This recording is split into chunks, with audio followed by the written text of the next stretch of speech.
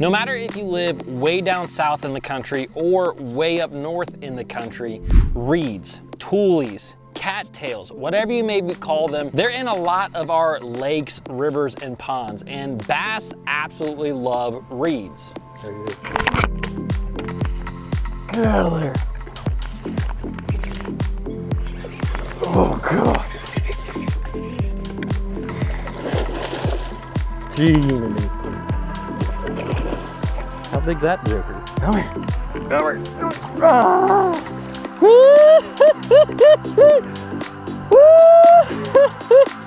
Let's freaking go. Look at that. Yeah.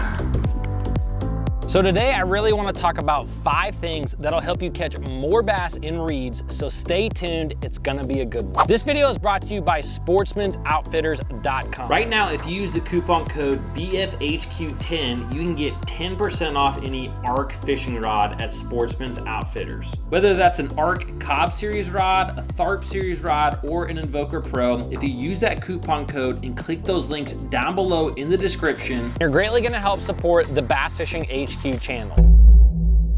The first tournament that I ever fished, like in my life, I was 15 years old. I was fishing on the St. Johns River down in Florida with my uncle. We pulled up to this giant flat of nothing but reeds, and this particular reed was called a buggy whip. And that day I caught a couple of 4-pounders out of these reeds, as well as I lost an 8-pounder that would have won us the tournament. And ever since then, I've really kind of been hooked on fishing reeds. It's just something that I really enjoy doing. There's something about it that's kind of like man to fish, man-to-man combat out there, whether you're using a big rod or maybe you're fishing on the outside of the reeds. It's just a lot of fun. But sometimes you get to lakes, and some of these lakes will have reeds that go on for miles and miles and miles. So today I have 5 points that's gonna help you to eliminate some reeds, and it's really gonna help you to catch more bass out of reeds. So let's get with it. Point number 1 is reed thickness. When I say reed thickness, I'm really talking about when you're going down a stretch of reeds. Sometimes you're gonna find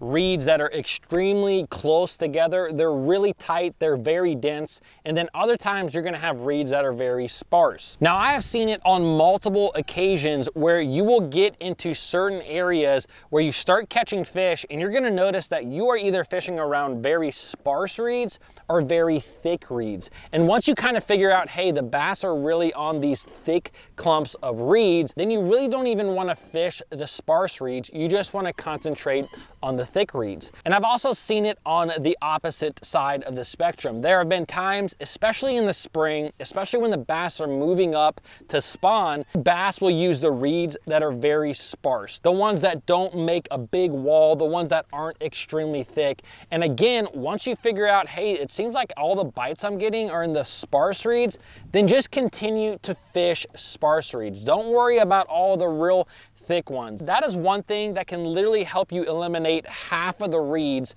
when you go out there fishing, is the thickness of them. The second point that is really going to help you eliminate a ton of water is depth. Depth is a huge thing when it comes to fishing really any type of vegetation, but I see it more so when I'm fishing reeds, because sometimes you will have reeds. Like I have fished buggy whips down in Florida that were literally in 8 and 9 foot of water, very, very deep. And then other times you will catch fish out of reeds that are literally in a foot of water. So again, once you go out there, it's really about getting bites and then recognizing what depth you are fishing. A lot of times I've seen it that in the springtime, I tend to fish reeds that are in a little bit shallower water, while sometimes in the summertime, I like those really deep reeds, the ones that are in the deepest water or next to the deepest water. A couple of years ago, I was actually practice fishing for a Bassmaster Open on Lake Champlain, and although I didn't really catch them this way in the tournament, during the practice period,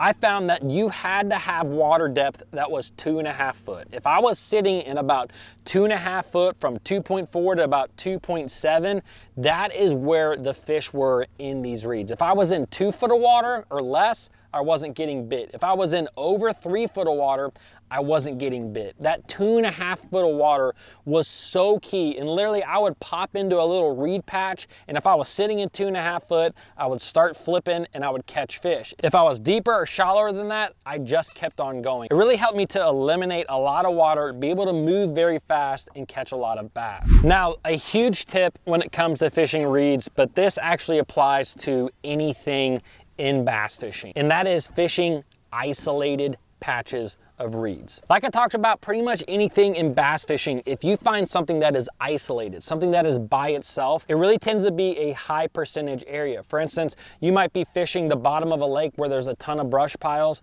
but then you find that one brush pile that's all by itself. That's where the fish are. You might be fishing up shallow and fishing reeds, and you find a stretch of reeds that goes on for miles, but there's a few reed patches that are just off of the bank and they're all by themselves. A lot of times that is where you're going to catch the fish. When I was growing up, I was fortunate that I had a pond in my backyard, and there was actually cattails that lined one whole side of the pond. But on the other side of the pond, there was just this real small clump. It was about the size of my boat.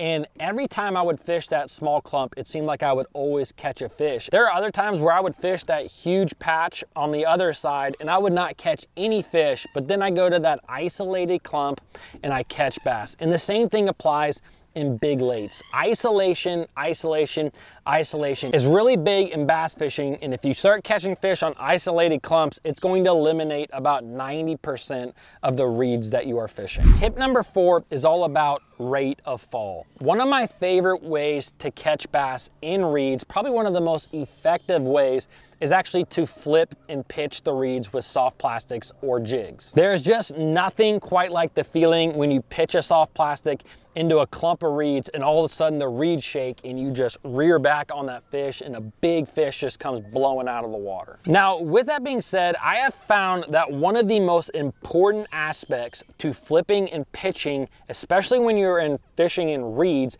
is the rate of fall.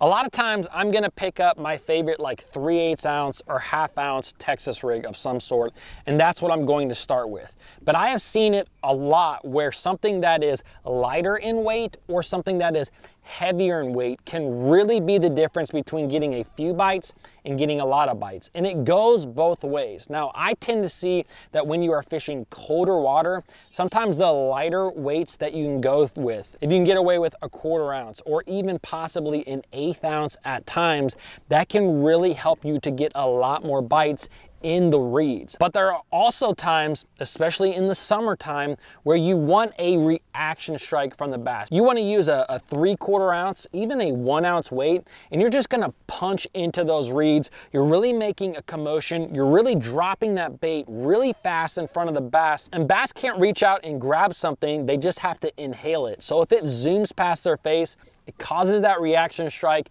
and they bite it. So guys, rate of fall is something that I always really pay attention to. Again, I start out with 3/8 often, but if I start catching fish, that's when I start to tinker with maybe a 1/4 ounce is gonna get me more bites, or maybe a 3/4 ounce is going to get me more bites. But regardless, rate of fall can literally be the difference between catching a couple fish and catching a lot of fish. Now, tip number 5 is have the right equipment. I can really not stress to you how important this one is, because those reeds, although they don't always look that thick, bass will get you so hung up in those reeds that if you don't have the right equipment, you're going to lose a ton of fish. And it's not fun at all when you go out there one day and maybe you get 7 or 8 bites, but you only catch 1 or 2 of them because they just get you wrapped up. I tend to like to be a little bit on the beefier side of things because I want to prepare myself for catching a 5, 6, 7, 8, 9 pound fish. And when that fish bites, I want to get him out. So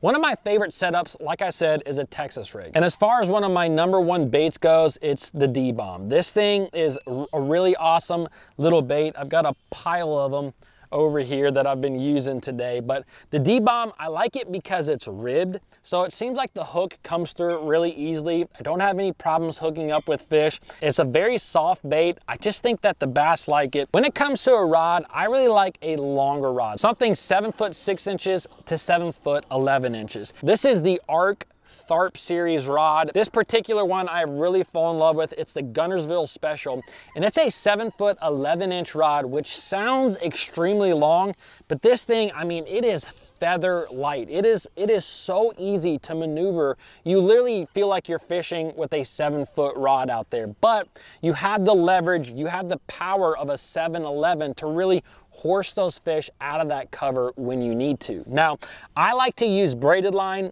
Typically, I'm going to use 50-pound braid.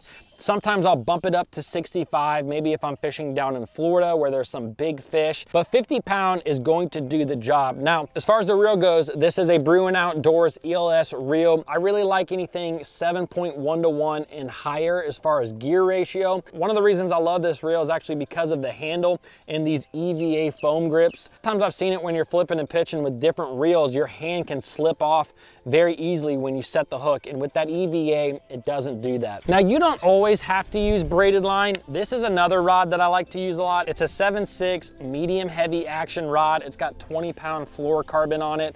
I am gonna suggest having at least 20-pound fluorocarbon, because again, this stuff is thick, even in the sparse stuff, and big bass will get you wrapped up. If you guys enjoyed learning about reeds, then I think that you will also love learning about lily pads, because lily pads are found in a ton of different lakes around us. And I did a video right here all about lily pads. I think you guys will really enjoy that one. Please comment below, subscribe to the channel, and I'll see you guys in the next video.